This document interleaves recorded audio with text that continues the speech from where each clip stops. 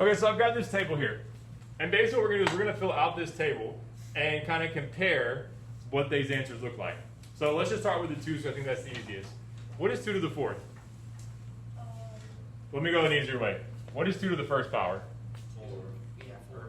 2 to the first power is just 2 times itself. So, I'm sorry, 2. It's just 2. There's only 1.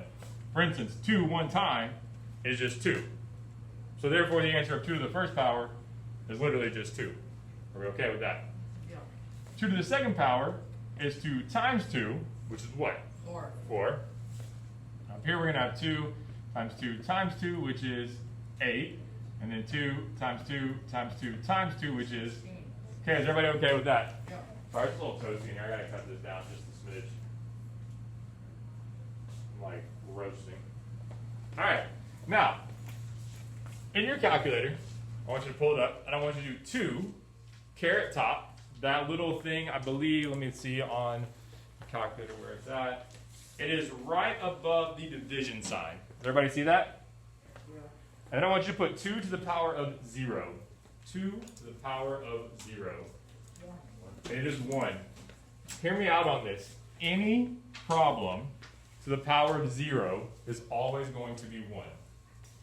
Any number to the power of 0 is always going to be 1. Any number to the power of 0 is always going to be 1. Any number to the power of 0 is always going to be 1. Okay? Now, we have a negative exponent here. What that means is that since it's the opposite, we're going to take 2 to the first, which is 2, and flip it to its reciprocal. And so therefore, instead of being 2, it's now going to be 1 over 2. Are we okay with that?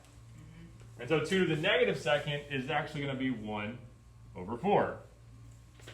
Do we agree that all of these numbers could technically be written as 16 over 1, 8 over 1, 4 over 1, and 2 over 1? So when I'm saying it's actually turning into its reciprocal, I'm not changing the number, I'm just literally flipping it upside down. Does that make sense? So this is going to be 1 over what? 8. This is going to be 1 over 16. And notice, someone asked us a few minutes ago that my denominator is always positive. I'm literally getting rid of that negative number. By having the negative up here, we're flipping it to make it become positive. Understood? All right, awesome. Let's try this one. What is 3 to the 0th power? 1. Anything to the 0th power is always 1. And if you want to think about it too, 0 is kind of like the breaker, right? It's kind of like the middle ground between positive and negatives. Well, once we've surpassed 0, now we start having numbers that are smaller than 1, where up here we have numbers that are greater than 1. Okay, so 3 to the first power is? 3 to the second? 9. 3 to the third? 27. 3 to the fourth? 81. Okay? And then as I write these down, it's going to just become the opposite. So it's going to be 1 over, 1 over, 1 over, 1 over. Good. All right, try the 5s. I want you to personally try the 5s. You try the 5s.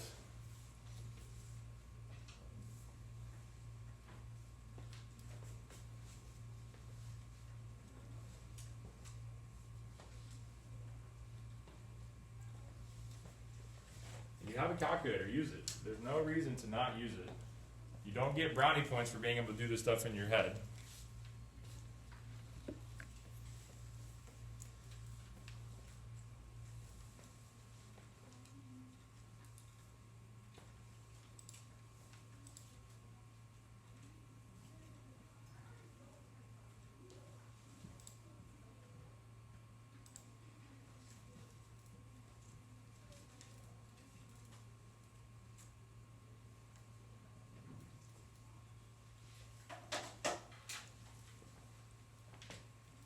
All right, we got it? I'll start from the top. What is this one?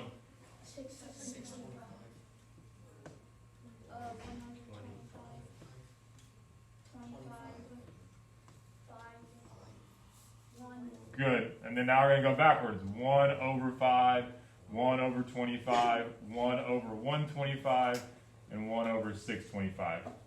Are we all good with that? Does this make sense what I'm trying to convince you of as of right now? I don't want you to overthink it. I just want you to understand where I'm at for that. So this, when it says when we're going up the table, we multiply by the base. This is our base, the big number. Think about it this way. Big number is base. Big number is base. Small number is exponent. Big number is base. Small number is exponent. All right, can I scroll down? Are we okay? Okay, so part one. All right, so we've already done that part. I'm going to skip past that. I don't think we need to focus on those details. Are we okay with that? Okay. What do we got next? Thank you. Is this. Now we're getting into some variables, but we just focused on the table that had numbers in it. Well, nothing's different here. Nothing is different here. We're just talking about the variable. Okay. Anything to the 0th power is what? 1. Do I know what x is? So you just leave it as x to the first because we don't know what it is. Are we okay with that? So this is going to say x to the first, this is going to say x to the second, x to the third, and x to the fourth. Now let me just explain this to you. That x is what we call a variable. We've talked about this all year long. If we don't know what a variable is, that's why we have the letter, because it's representing some unknown number. Therefore, not knowing what that number is, I cannot multiply that by anything because I don't know what I'm multiplying. Understood? Yes. Anybody want to take a guess at how I would write x to the negative first? Addison, what do you think? 1 over x. Just 1 over x. Not difficult at all, is it? Just literally 1 over x. How about x to the negative second? How do you think we'd write that? 2 over x. 1 over x squared. Now let me try to tie this back into. Do we agree that this is really x squared over 1? Mm-hmm. And so if I flip it to be its reciprocal, I'm literally just moving it to 1 over x squared. Does that make sense? Okay, so this one's going to be 1 over x to the third, and 1 over x to the fourth. Cool there? Yeah. Okay, now, what about number 2 here? I've got x to the negative 10th. What do you think that's going to be? X to the negative 10th. What do you think, Stone? 1 over x 10. 1 X over. to the 10. Yeah, beautiful. Great job, Stone. All right, number 3. I got x to the 0. What do you think that equals? 1. Anything, no matter what it is going to be to that. Okay, what about number 4? I got a decimal in there, though. You might want to try to explain to me what you think that was going to be. Connor, what do you think? Oh, 1 over, wait. What? We're still doing the 1 over x. 1. Yeah, this is going to be 1 over x to the 0.7. Now hear me out on this. We're not going to deal with very many decimal exponents. It's a little bit beyond what we need it to be. It just happened to be in these notes, but I didn't want to discourage you by skipping over it. Okay, so here are a couple other problems. And this is kind of what we're trying to evolve all of this into. And some of this is going to be easier than others, but ultimately by the end of the week, you will be able to master all of these skills. So we're going to go through these. I don't think it'll take very long, and I think you'll pick up on it pretty quick. What I'm going to do to make it a little bit bigger, let's see, we got a chat here. What was the small number? The small number is called the exponent. Yep, thanks, Carter. Yep, that's it. And the big number is called the base.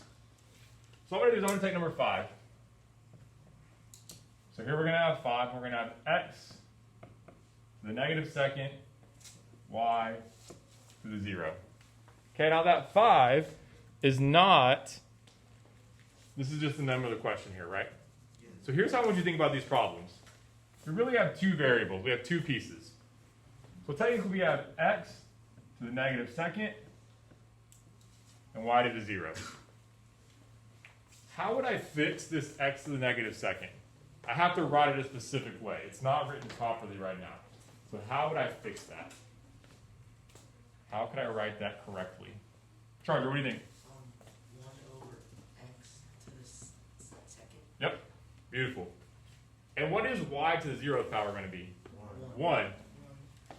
Now, can I multiply 1 times 1 over x squared? Well, you could. Anything times 1 is just going to be 1 over x squared. And that would be your final answer. It looks very intense, I agree. But if you break it down into each individual piece, it's not that difficult. Does that make sense? What's up, Ryan? If we multiply by a number greater than 1, So let's say multiply by 2. Then you would just have 2, 1 over x squared. so the square doesn't change. Correct, correct. Basically, it's all just different properties, and as we go through this, the only thing you're going to be able to do is combine like terms. All right, let's try another one. That's number 6. Number 6. Number 6, we're going to have x to the negative second times y to the negative fourth. So again, I want you to break these up into 2 different pieces. We're going to have x to the negative second and y to the negative fourth. Okay, we're dealing with both negative exponents. Whenever we have a negative, we know that we have to flip it to its bottom. So JT, how would I flip this first one? 1 over x squared. 1 over x squared. And how would I do the second one, Kalia? We do 1 over 1 to the 4th power. Okay, are we good there? All right, now, if we wanted to get real technical, we could write it this way. Are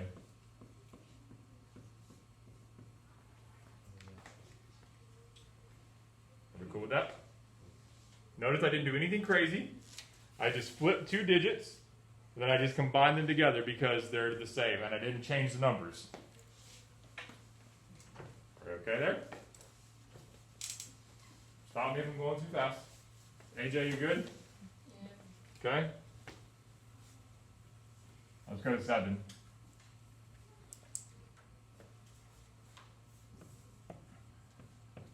X squared y to the negative 3. 2 variables, x squared and y to the negative 3. Let me ask you this. Is there anything wrong with my x squared? No. Do I need to do anything to change it? No. It's totally fine. However, I do have a y to the negative third, which we don't like. So if I convert y to the negative third, it's going to become 1 over y3. Good there? Okay, so now, if I were to rewrite this one, as we talked about earlier in the notes, don't we agree that it's technically over 1? Do you think that we could combine these two to make it one fraction instead of having 2 separate ones?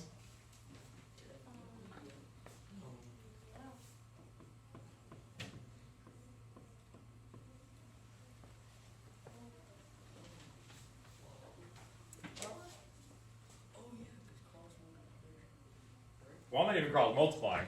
I'm just doing x squared times 1 is x squared. 1 times y to the third is y to the third.